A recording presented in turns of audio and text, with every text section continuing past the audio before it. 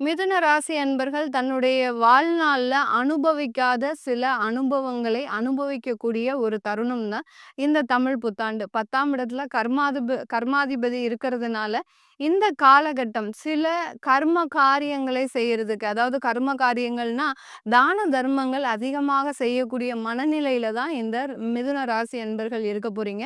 அதே சமயத்துல உங்களுடைய 4ஆம் இடத்துல அந்த சனியினுடைய பார்வை, உங்களுடைய ராசியிலேயே அந்த குரு பகவானும் இருக்கிறதுனால, ஒரு இடமாற்றம், வேலை சம்பந்தமான இடமாற்றம் அமையப்போகுது.